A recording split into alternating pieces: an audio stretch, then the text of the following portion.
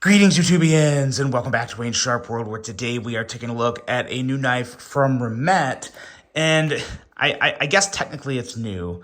I'm a little stumped with this one, to be honest. We'll talk about it, and I'll explain to you why. But what I'm talking about here is the Remet Sharp Leopard. Now, yes, the Sharp Leopard is the basically new name for the other knife they had. I can't even remember the name of it. But it's it's a gravity knife that they came out with a while back, and it might have been the Thunderbird. But yeah, so this is basically a smaller version. I'm going to go over some specs on this guy here in case you're interested, and then kind of give you my thoughts on it. We're looking at an overall length of 6.81 inches, a blade length of 2.76 inches, and a blade thickness of 120 thousandths. Blade material on this guy is M390 with a drop point style blade, flat grind, handle length coming in at 4.06 inches, handle thickness at 552 thousandths, titanium and carbon fiber for the handle material. There's that carbon fiber right there, and the rest is good old titanium. That actually may be an aluminum insert there, but the actual, the chassis, the frame of the knife is titanium. And then for the locking mechanism, we have this this innovative locking structure here in the middle of the knife. And this is what has me confused. But we'll talk about more about that here in a second. User of a right hand only tip up carry, weight coming in at 3.95 ounces.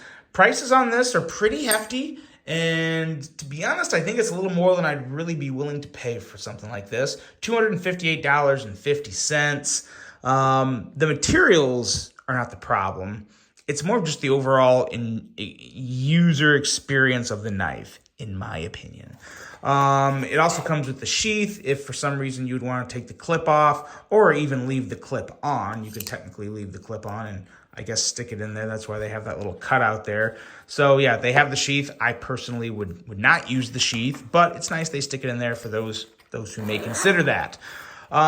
So this knife, why am I so confused on it?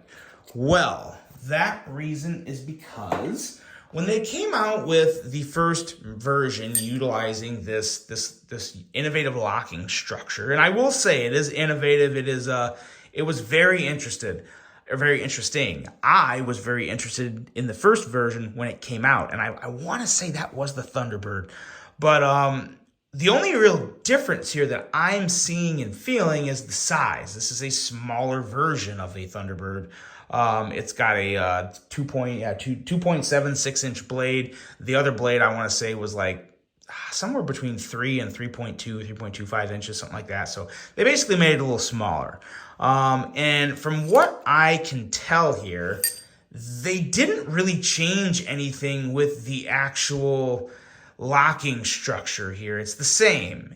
And that's not a good thing because in my original review of this knife, or not this knife, but the first knife that was a little bigger than this, you know, I was super interested in it. I thought, okay, they're really on to something here. They're on the verge of something amazing, but it needed more because I don't exactly get a thrill trying to deploy this blade because a lot of times when I do it, I get this right here. So what happened when you saw me whip it out there was a little bit of bounce or something that either knocked the blade in or didn't get it all the way out, but it caught it too fast. So it's not locked out.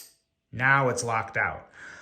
That happens all the time with me using this knife. Now, maybe it's user error. I don't know. All I'm saying is I personally don't really love carrying and using this knife. It's just not that enjoyable for me.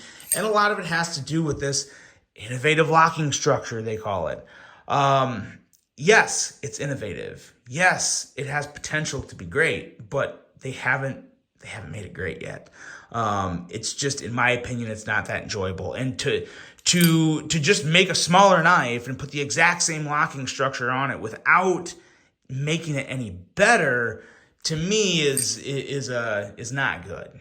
It's not good. I think they were just kind of I think this was a bit of a money grab, in my opinion. Money grab kind of sounds like a a really bad word to use, because I don't think Remet is a greedy company or anything like that. I just don't think they put enough effort into bringing these back to the market. I think there needs to be something figured out to make when you deploy it, because you basically just push the slider up, these open on the side, and that releases the blade. The blade free falls out. And if you just do it real slow, yeah, it's fine.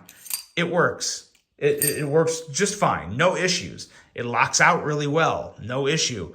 But it's not fun. It's not enjoyable. It's a little too clunky. It's a little too manual. Like it's not something to where it's just thumb studs and I can boom, kick the blade out, close it just like that. You have to, you got to be slow with it. You got to be careful with it. You got to really kind of whip it out. And again, right there, I did it and it didn't come all the way out. Now it is. We'll try it one more time just so people don't think that it happens to me all the time. So yeah, I just don't enjoy this knife. Bottom line, I don't really like it. I think in terms of a manufacturing and like machining and material standpoint, it's nice. But I would not pay $258 for this. Not my wildest dreams. So if they can find a way to improve this innovative locking structure, then they're on to something. Then we could see something that could just be crazy. And I mean like one of the best-selling knives of the year crazy, if not the best-selling knife of the year crazy, because that's how close they are to being on to something great. But right now, this to me is just, it was kind of a lazy effort to just bring out another knife to the market. And again, somewhat of a money grab, thinking they would sell a lot, because I don't enjoy it. I don't enjoy it. I think it can be a lot better. I hope it gets to be a lot better. And if they do fix this thing, if they do find a way to make it better, it's probably going to be a lot of people's knife of the year. Like it's right there. It's that close to being that good. But right now, it's a pretty hard pass for me. That is the Remet Sharp Leopard. If you guys have handled this newer version, or the older, I think Thunderbird version, it's probably going to be something else now, and I've used the wrong name throughout the whole video. But let me know. Let me know in the comments if you have experienced this innovative locking structure, and if you agree with me or if you disagree, because I just can't seem to find my groove with this knife. I get stuff like that happening all the time too. But yeah, once you finally get it out, it locks really good.